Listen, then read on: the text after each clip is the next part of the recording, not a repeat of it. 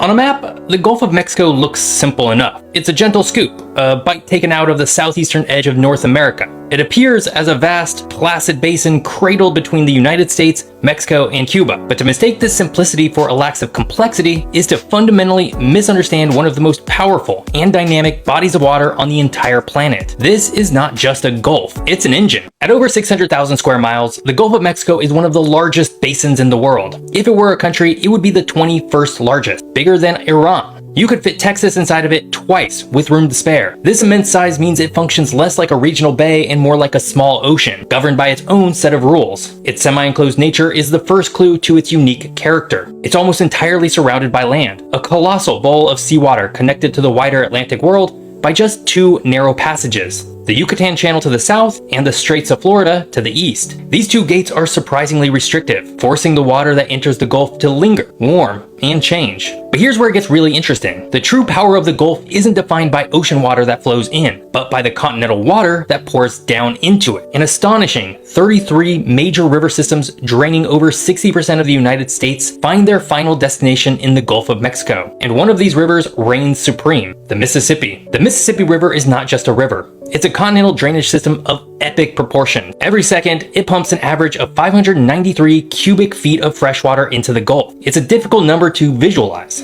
So think of it this way. It's enough water to fill the entire Superdome in New Orleans in about 3 minutes. Along with this water comes a relentless torrent of sediment, the very soil of the American heartland, carried downstream for thousands of miles. For millennia, this process built land, creating the vast, marshy delta of Louisiana. The land you stand on in New Orleans was, geologically speaking, in Illinois or Ohio just a short time ago. And this constant delivery of fresh water and nutrients fundamentally alters the Gulf's chemistry, creating a unique environment that is part river, part ocean.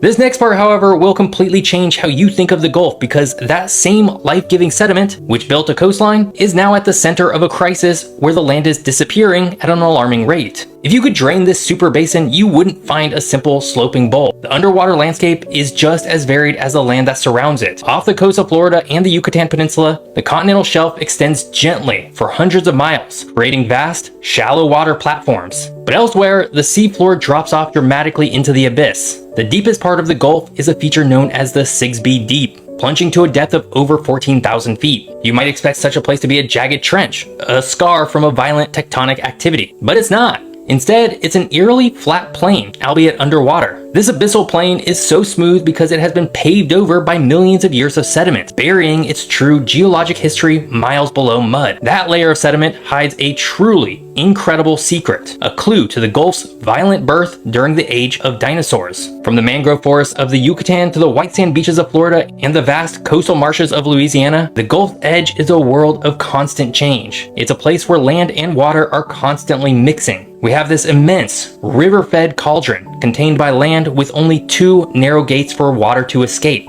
On a purely physical level, it's a geographic marvel that dictates weather, creates ecosystems, and fuels economies. But this is just the stage. To understand why this body of water seems to defy the very rules of geography, we have to look beyond its modern physical form. We left off staring into the abyss of the Gulf of Mexico, at a seafloor made unnervingly flat by miles of sediment. That sediment, we now know, hides a secret to the Gulf's very creation. The story isn't one of slow, gentle formation, but of a dramatic and fiery birth during the breakup of the supercontinent Pangaea. Around 200 million years ago, as North and South America began to tear away from each other, a new, shallow basin formed in the rift. It was a basin in a hot, arid world, and it was periodically connected to the open ocean. And this is the game changer. Seawater would rush into this new basin, but the connection to the ocean would then be cut off, leaving this vast, shallow sea to bake under the relentless Mesozoic sun. As the water evaporated, it left behind a thick crust of salt. This process repeated itself over and over and over for millions of years, like a cosmic pot of water boiling away, leaving its residue. The result was a truly astonishing geologic feature, a bed of salt,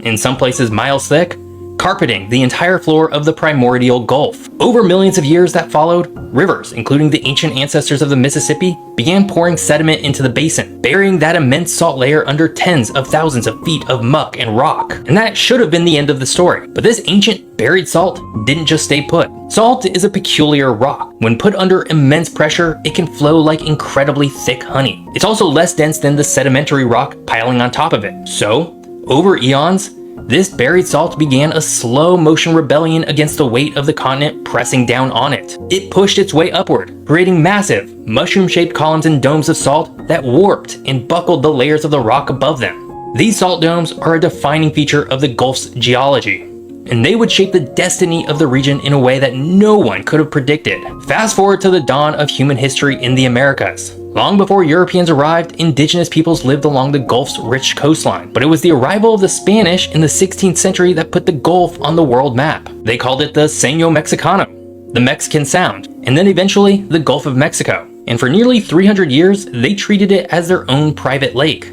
It was the liquid highway connecting the silver mines of New Spain to the treasure fleets bound for Europe. This made it a theater of conflict, a hunting ground for pirates and privateers from England, France, and the Netherlands, all vying for a piece of the incredible wealth flowing across its surface. For centuries, the Gulf was a battleground for gold and empires. Nations rose and fell based on their ability to control its key ports, from Veracruz to Havana to New Orleans. But the true treasure wasn't the silver Spanish galleons carried across its surface. It was a black, viscous substance trapped deep beneath the waves, a substance directly linked to that ancient layer of salt. In the 20th century, geologists realized that as the salt domes pushed upwards, they bent the surrounding rock layers, creating perfect traps for oil and natural gas. The very geologic weirdness that began with the evaporating sea 200 million years ago had created one of the richest petroleum basins on Earth. So, the Gulf's history is a dramatic tale, beginning as a geologic accident and becoming the strategic heart of empires, all built on a foundation of salt. Its identity is layered, from an ancient salt flat to the Spanish lake to a modern energy powerhouse. But its history is still being written, not in the annals of explorers, but in the atmosphere above. The same physical features, the bathtub shape, the immense freshwater input, and the deep, warm water that made it a cradle for oil, also turned it into a cradle for something far more immediate and terrifying: the world's most powerful storms.